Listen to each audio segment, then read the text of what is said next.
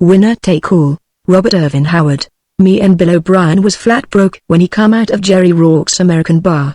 Yes, sir, half an hour ashore, and cleaned along by the land shark with a pair of educated dice.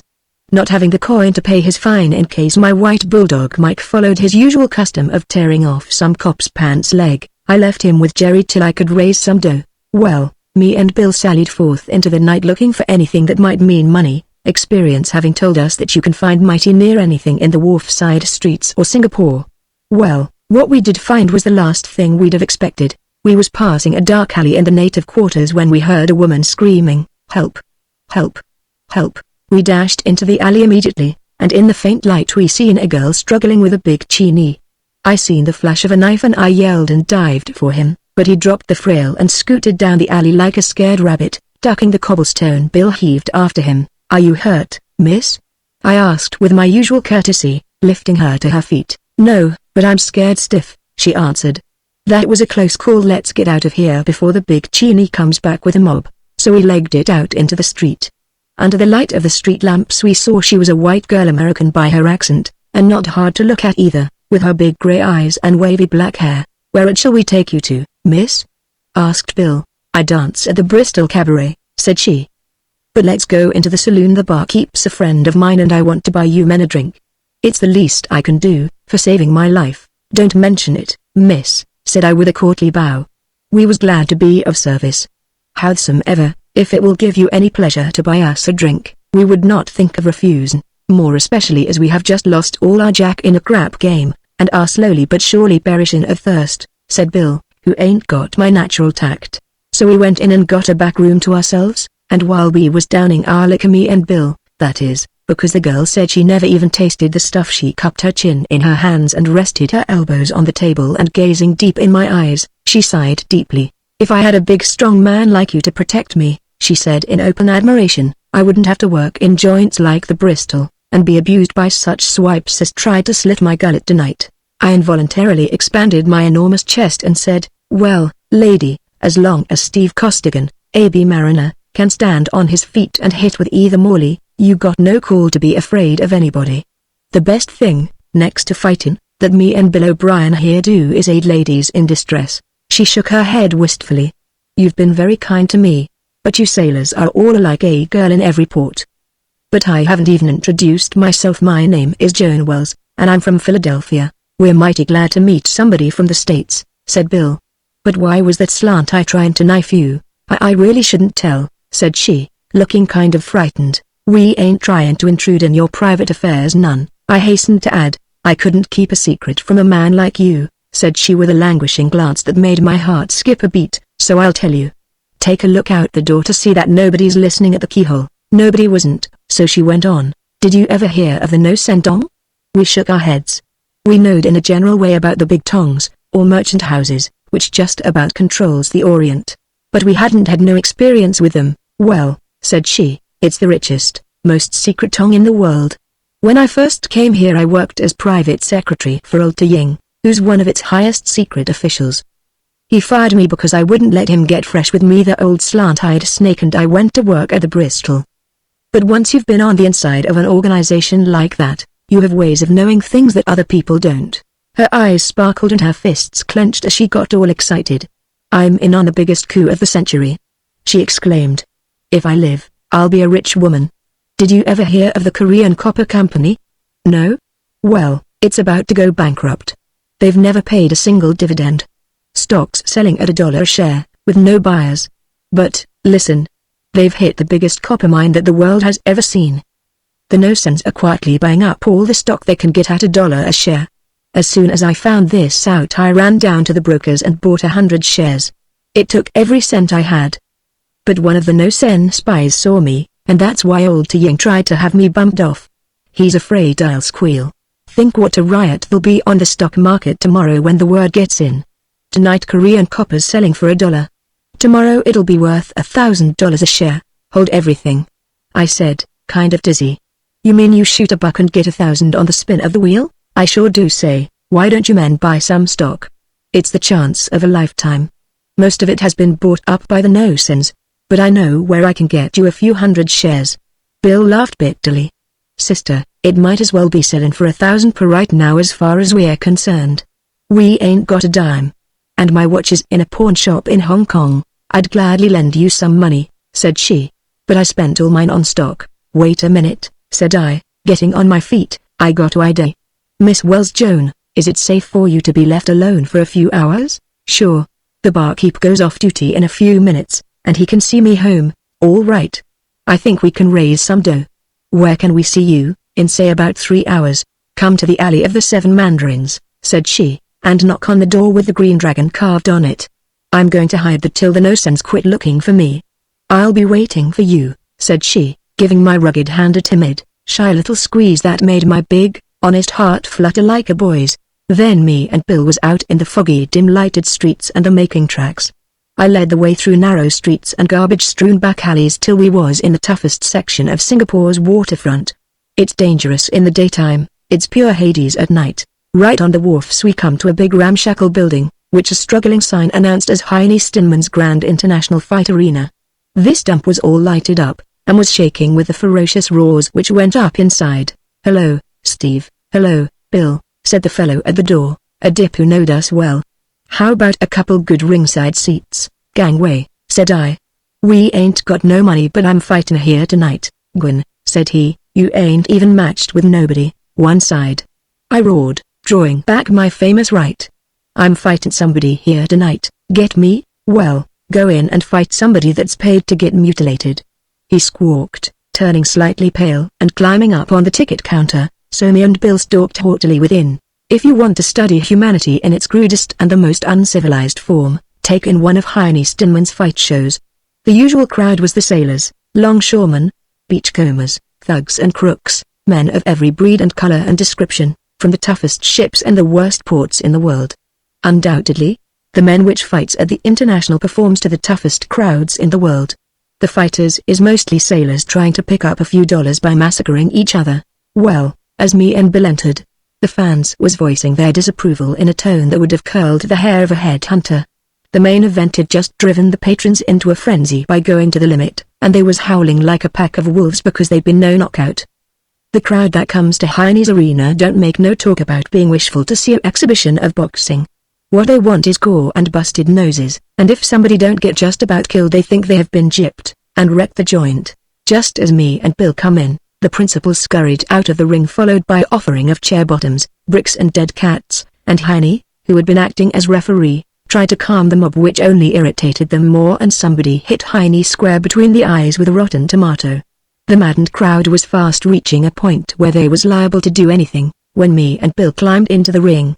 They knowed us, and they kind of quieted down a minute and then started yelling fiercer than ever. For my sake, Steve, said Heine, kind of pale, wiping the vegetable out of his eyes, say something to em before they start a riot. Them two hams that just faded away only cake walked through the bout, and these wolves is ready to lynch everybody concerned, particularly including me. Have you got somebody I can fight? I asked. No, I ain't, he said, but I'll announce. I don't see no announcer, I growled, and turning to the crowd I silenced them by the simple process of roaring, shut up. In a voice which drowned them all out, listen here, you tin horn sports. I bellowed. You've already paid your dough, but do you think you've got your money's worth? No. They thundered in a voice that started Heine's knees to knocking. We've been robbed. We've been rooked. We've been gypped. Give us our money back. Wreck the dump. Hang that Dutchman. Shut up, you Portma and baboons. I roared. If you're sports enough to jar loose and make up a purse of $25, I'll fight any man in the house to a finish, winner take all. At that they lifted the roof. That's the stuff. They whooped. Shower down, gents. We know Steve. He always gives us a run for our money. Coins and a few bills began to shower on the canvas, and two men jumped up from among the crowd and started for the ring. One was a red-headed Englishman and the other was a lithe black-haired fellow. They met just outside the ropes. One side, bloke, growled the redhead. Him fighting this bloody yank. Blackhead's right shot out like a battering ram and redhead kissed the floor, and laid still. The mob went into hysterics of joy and the winner hopped over the ropes, followed by 3 or 4 of the most villainous-looking mugs I ever hope to see. I will fight Costigan, said he, and Heine gave a deep sigh of relief. But Bill swore under his breath. That's Panther Cortez, said he. and you know you ain't been training close lately." "Never mind," I growled. "Count the money." "Heine, you keep your hands off the dough till Bill counts it." $36.50, announced Bill, and I turned to the slit-eyed devil which called himself Panther Cortez, and growled, "You willing to fight for that much? Winner take all, loser gets nothing but a headache." He grinned with a flash of white fangs. "Sure!" "I fight you just for the fun of knocking you cold." I turned my back on him with a snarl and, giving Heine the money to hold, though it was a terrible risk to take, I strode to one of the makeshift dressing rooms, where I was given a pair of dingy trunks, which Heine pulled off a preliminary boy which had gone on earlier in the evening and was still out. I gave little thought to my opponent, though Bill kept grouching about the fact that I was going to get so little for knocking out such a man as Cortez. "You ought to be getting at least 150, Bill grumbled. "This Cortez is a mean puncher, and shifty and dirty. He ain't never been knocked out." "Well," said I, "it ain't never too late to begin. All I want you to do is watch and see that none of his handlers don't sneak around and hit me with a water bottle. 36 shares means $36,000 for us. Tomorrow we'll kick the old man in the slats for a token of farewell, and start living. No more stand and watch and getting sunburned and froze for somebody else." "Hey!" yelled Heine, looking in at the door. "Hurry up, will ya? This crowd's going clean nuts waiting." The Panther's already in the ring. As I climbed through the ropes I was greeted by a roar such as must have resembled them given by the Roman mobs when a favorite gladiator was thrown to the lions. Cortez was seated in his corner, smiling like a big lazy jungle cat, the lids drooping down over his glittering eyes in a way that always irritated me. He was a mixed breed Spanish, French, Malay and heck knows what else, but all devil. He was the choice fighting man aboard the Water Snake, a British vessel with a shady reputation, and though I'd never fought him, I knowed he was a dangerous man. But, gosh, all he represented to me just then was $36.50, which in turn represented $36,000. Heine waved his arms and said, "Gents, you all that know these boys. Both of them has fought here plenty of times before," and the crowd rose up and drowned him out. "Yeah, we know 'em. Cut the introductions and let's see gore spilt." "Waits," yelled Heine to make himself heard. "Sailor Costigan of the Sea Girl, 190 pounds. Panther Cortez of the Water Snake, 185 pounds. "That's a lie," roared Bill. "He weighs 190 if he weighs an ounce. Or, stir your gab, ye bleedin' Mick," snarled one of the Panther seconds, shoving out his lantern jaw. Bill bent his right on the jaw and the limey went over the ropes on his head. The mob applauded madly, things was going just to their taste. All they needed to make it a perfect evening was for me or Cortez to get our neck broke, preferably both of us. Well, Heine chased Cortez handlers out of the ring, and Bill climbed out, and the slaughter was on. Heine was referee, but he didn't give us no instructions. We'd fought enough to know what we was supposed to do, and that was to sock and keep on socking till somebody kissed the canvas and stayed there. The gloves we wore was at least an ounce and a half lighter than the regular style, and nothing was a foul at the International as long as both fellows could stand on their feet. The Panther was lithe, rangy, quick, taller than me, but not so heavy. We come together in the middle of the ring, and he hit with cat-like speed. Left to the face, right to the body and left to the jaw. Simultaneous I shot my right to his chin, and he hit the canvas on the seat of his trunks. The crowd howled, but he wasn't hurt much, mainly surprised and mad. His eyes blazed. He took the count of 9. Though he could have got up sooner, and bounced up, stopping me in my tracks with a hard left to the mouth. I missed with a looping left, took a right to the ribs and landed hard under the heart. He spat in my face and began working his arms like pistons left, right, to the face and body while the crowd went nuts. But that was my game. I grinned savagely and braced my feet, boring in and slugging hard with both hands. A minute of this, and he backed away in a hurry, blood trickling from a cut on his cheek. I was after him and sank a left deep in his midriff that made him clinch and hold on.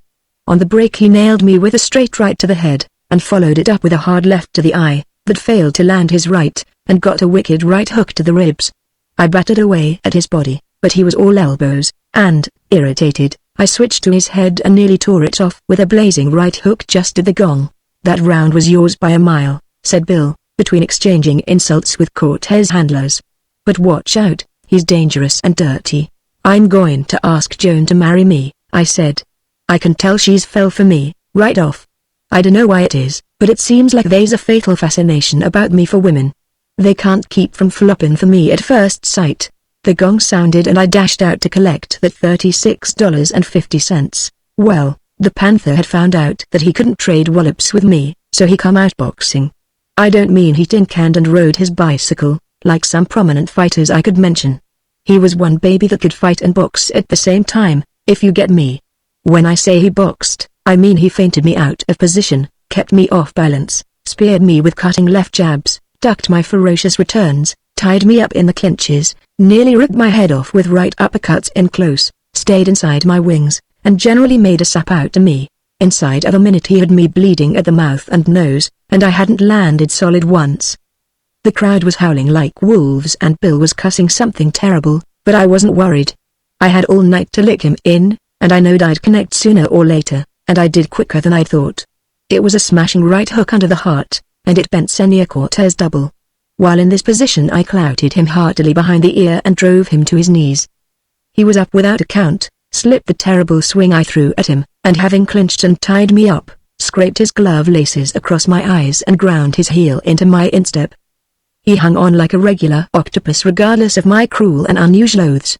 Heine wouldn't pull him loose, and finally we both went to the canvas still clinched in a vice-like embrace. This mishap threw the crowd into a perfect delirium of delight, which was increased by Cortez earnestly chewing my ear while we writhed on the mat. Driven to frenzy I tore loose, arose and closed the panther's left eye with a terrible right swing the minute he was on his feet.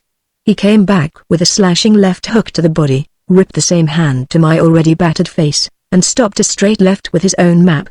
At that moment the gong rang. I'm going to kick Heine Steinman loose from his britches after the fight, snarled Bill, shaking with rage as he mopped the blood off my mangled ear.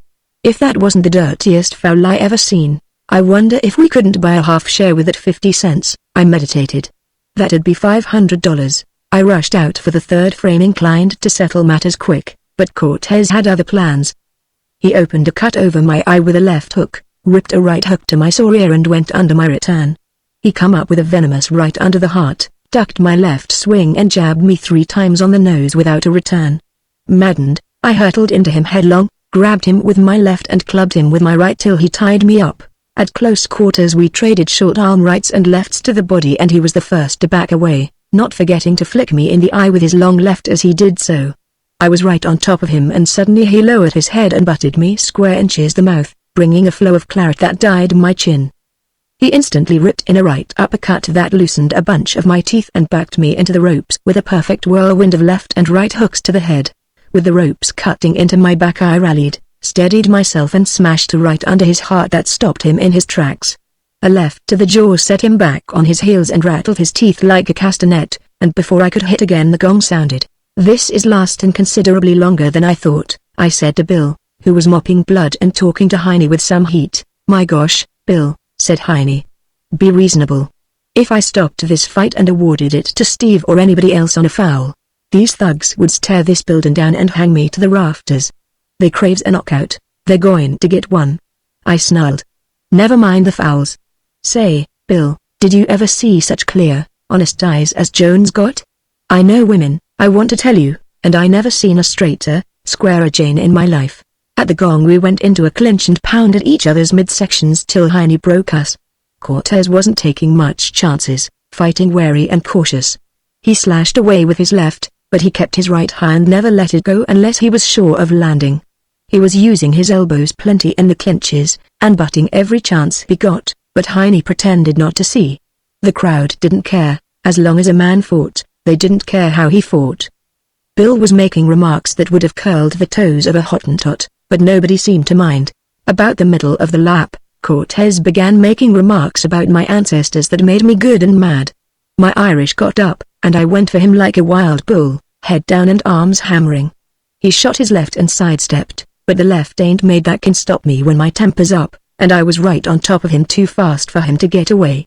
I battered him across the ring, but just as I thought I had him pinned on the ropes he sidestepped and I fell into them myself. This highly amused the crowd, and Cortez hooked 3 lefts to my head while I was untangling myself, and when I slewed around and swung, he ducked and crashed my jaw with a right hook he brought up from the floor and which had me groggy for the first time that night.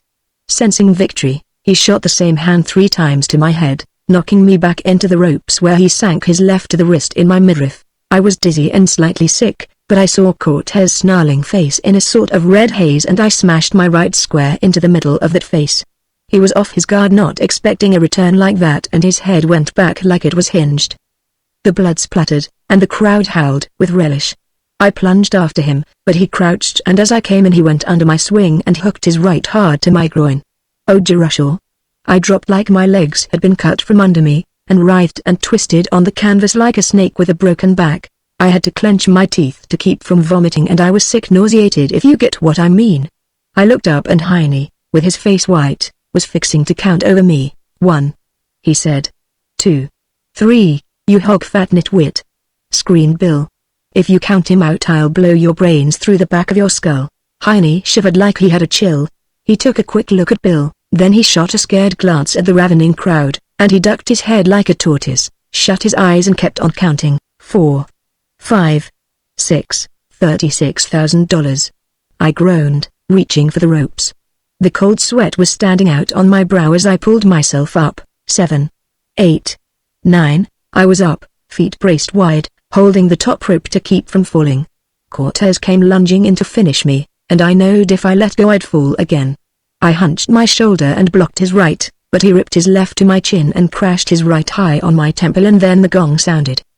He socked me again after the gong, before he went to his corner, but a little thing like that don't cause no comment in the international fight arena. Bill helped me to my corner, cursing between clenched teeth, but, with my usual recuperative powers, I was already recovering from the effects of that foul blow. Bill emptied a bucket full of cold water over me, and much to Cortez's disgust I come out for the 5th frame as good as new. He didn't think so at first, but a wicked right-hander under the heart shook him to the toes and made him backpedal in a hurry. I went for him like a whirlwind and, seeming somewhat discouraged, he began his old tactics of hit and run. A sudden thought hit me that maybe all the shares was bought up. This fight looked like it was going on forever. Here I was chasing Panther Cortez around the ring and doing no damage, while the no-sense was buying up all the Korean copper in sight. Every minute a fortune was slipping that much farther away from me, and this rat refused to stand up and be knocked out like a man. I nearly went crazy with fury. Come on and fight, you yellow skunk! I raged, while the crowd yelled bloodthirstily, beginning to be irritated at Cortez's tactics, which was beginning to be more run than hit. Stand up to it, you white-livered, yellow-bellied, Portuguese half-caste. There's always something that'll get under a fellow's hide. This got under Cortez. Maybe he did have some breed blood in him. Anyway, he went clean crazy. He gave a howl like a blood-mad jungle cat, and in spite of the wild yells from his corner, he tore in with his eyes glaring and froth on his lips. Biff. Bim. Bam. I was caught in a perfect whirlwind of punches. It was like being clawed by a real panther. But, with a savage grin, I slugged it out with him. That's my game. He hit 3 blows to my 1, but mine were the ones that counted. There was the salty tang of blood in my mouth, and blood in my eyes. It reddened Heine's shirt, and stained the canvas under our feet. It spattered in the faces of the yelling ringsiders at every blow. But my gloves were sinking deep at every sock, and I was satisfied. Toe-to-toe we slashed and smashed, till the ring swam red and the thunder of our blows could be heard all over the house. But it couldn't last. Flesh and blood couldn't stand it. Somebody had to go, and it was Cortez. Flat on his back he hit, and bounced back up without a count. But I was on him like a blood-mad tiger. I took his left and right in the face without hardly feeling them, and smashed my right under his heart and my left to his jaw. He staggered, glassy-eyed. A crashing right to the jaw dropped him under the ropes on his face. Maybe he's the yet. Anyhow, up to the count of 10 he didn't bat an eyelash. Gimme that dough. I snarled, jerking it out of Heine's reluctant hand. Hey! He protested. What about my cut? Didn't I promote this show?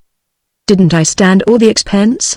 You think you can fight in my ring for nothing? If I had your nerve I'd be king of Siam, I growled, shaking the blood out of my eyes. And at that moment Bill's right met Heine's jaw like a caulking mallet meeting a ship's hull, and Heine went to sleep. The crowd filed out, gabbling incoherently. That last touch was all that was needed to make the night a perfect success for them. Here, give this to Cortez when he wakes up. I snarled, shoving a $5 bill American money into the hand of one of the Panther's seconds. He's dirty, but he's game. And he don't know it, but it's the same as me giving him $5,000. Come on, Bill. I changed my clothes in the dressing room, noting in a cracked mirror that my face looked like I'd fallen afoul a wildcat, and likewise that I had a beautiful black eye or two. We skinned out a side door, but I reckon some thugs in the crowd had seen us get the money, and there's plenty of men in the Singapore waterfront who'd cut your throat for a dime. The second I stepped out into the dark alleyway, something crashed against my head, and I went to my knees seeing about a million stars. I come up again and felt a knife edge lick along my arm. I hit out blind and landed by sheer luck. My right lifted my unseen attacker clean off his feet and dropped him like a sack on the ground. Meanwhile Bill had grappled with two more, and I heard the crack as he knocked their heads together. "You hurt, Steve?" he asked, feeling for me, because it was that dark you couldn't see your hand before you. "Scratched a little," I said, my head still ringing from the blackjack sock. "Let's get out of here. Looks like we got to lick everybody in Singapore before we get that stock." We got out of the alley and beat it down the street, people looking kind of funny at us.